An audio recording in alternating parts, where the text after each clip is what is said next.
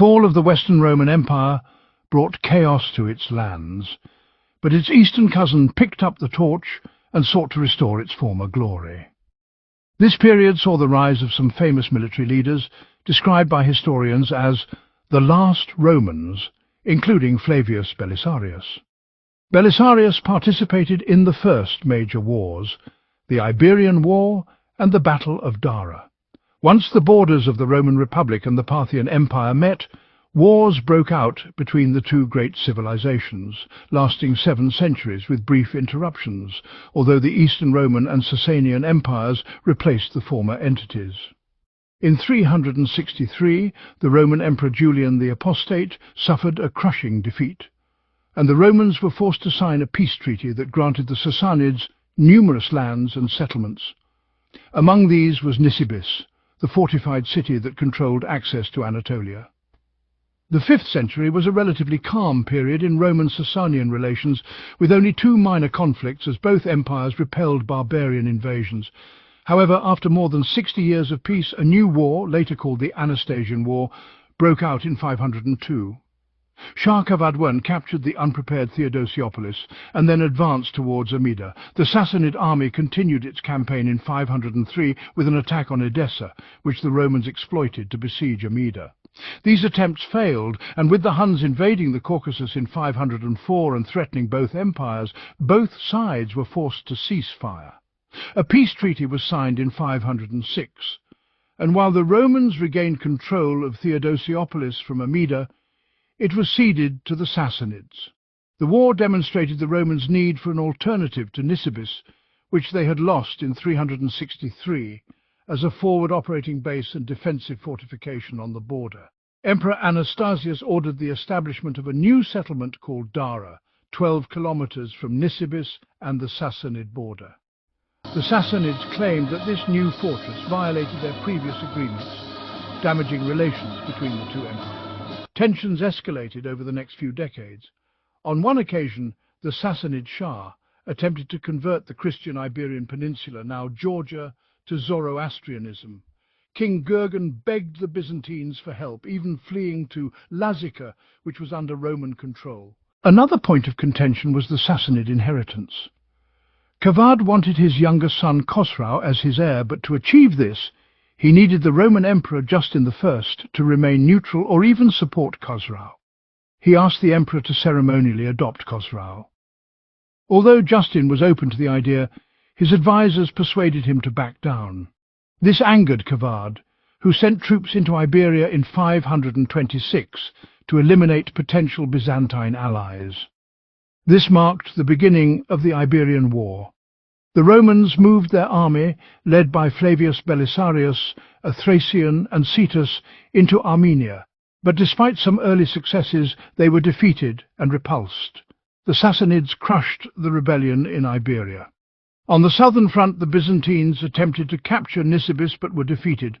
Meanwhile, Justin I died in 527, and his successor, Justinian I, attempted to initiate negotiations, but to no avail.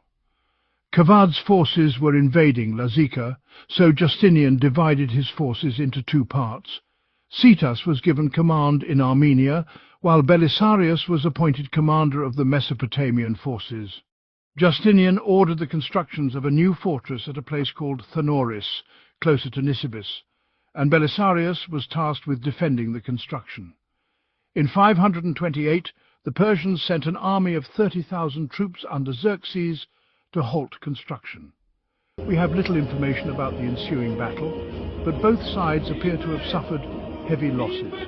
A Byzantine ally, the Ghassanid king Jabalah IV, was killed along with hundreds of the Sassanid elite, the Shah's personal guard, the Immortals. Although Belisarius lost the battle, the deaths of so many Immortals angered Kavad, and Xerxes was dismissed. It appears that the Sassanian losses were heavy enough to prevent them from advancing further inland. In June 530, a new Sassanian army, under the command of General Peroz, crossed the border and encamped 5 kilometers from Dara. His army numbered 40,000, while Belisarius, who was in the fortress, could muster only 25,000 men. The Roman commander, unenthusiastic about the siege, withdrew from the city and ordered his troops to dig trenches a short distance from the gates. The trenches on the flanks were in advance of those in the centre. Belisarius hoped to slow down the numerically superior Persian cavalry. He had the majority of the Roman cavalry on the flanks, while his infantry and personal guard, the Bucellarii, were in the centre.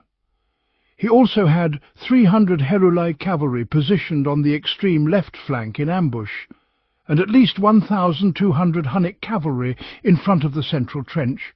They were a mobile reserve, tasked with supporting units under greater pressure. Peroz's forces were approaching. He positioned them in two lines, with cavalry in front and infantry in the rear. Some sources claim that the entire corps of the Immortals, 10,000 in total, was present and occupied the centre of the line. The battle began with an attack from the Sassanian right wing on the Roman left. Although the Romans were forced to retreat, the Sassanian commander hesitated to pursue them when he saw the Hunnic cavalry in the centre, threatening to envelop his forces. The Roman commander used this respite to regroup and push the Sassanians back. The battle subsided, and the day ended with two single combats, in which a Roman known as Andreas defeated two of his opponents. By the second day, 10,000 Sassanian reinforcements had arrived, giving the Persians a numerical advantage more than double that of the Romans. Peroz wrote to Belisarius informing him that he expected to reach Dara the next day, and ordering him to bathe. It was clear that the next day would be decisive. The third day began with an exchange of arrows, but although the Persians had superior archery, they were shooting against the wind, reducing the effectiveness of their volleys. Belisarius used this time to send some of his Hunnic cavalry to the far left to increase the attacking force, anticipating that the main Persian attack would be a repeat of the first day's attack. In fact, Peroz ordered his entire army forward, but his right wing led the charge. Once again, the Roman left wing was in retreat, either in actual retreat or by order of Belisarius. In any case, the Persian cavalry was advancing further, opening the way for an attack from the rear. The Roman ambush forces managed to encircle at least half of the Persian right wing. Peroz ordered the rest of the army to retreat and regroup. However, he no longer had enough. So this time, he ordered a full frontal attack. He ordered his Immortals in the centre to move to the left at the end of the attack, while the second line of infantry was ordered to keep the Roman infantry trapped. Although the Persian attack succeeded in defeating the Roman right flank, Belisarius read this move and began moving his cavalry. His centre flank managed to hold back the Persian infantry, while he led the Bucellarii and Hunnic cavalry in a counterattack on the enemy's left flank. This counterattack used a wedge formation, splitting Peroz's forces in half. While part of the Persian left flank continued to pursue the Roman right flank, the remainder of the flank was trapped and killed. The pursuing Persians attempted to return and attack the Bucellarii, but Belisarius ordered part of the left flank's cavalry to move and intercept this unit. Shortly afterward, the Roman right flank regrouped and was able to attack its former pursuers from the rear. The Persian commander, Pasman, who was leading these men, was killed, causing panic and a mass withdrawal.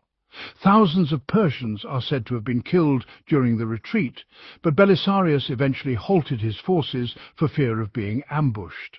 This was the first major Roman battlefield victory against the Persians in over a century. The war dragged on for several more years, with each side suffering some victories and inconclusive losses until the death of Kavad and the accession of Khosrau to the Persian throne. Peace negotiations began in 532, and Justinian paid £11,000 of gold to guarantee what was called eternal peace. The Persians enjoyed a superior negotiating position, and the emperor wanted to permanently liberate his eastern front to enable him to reconquer the west.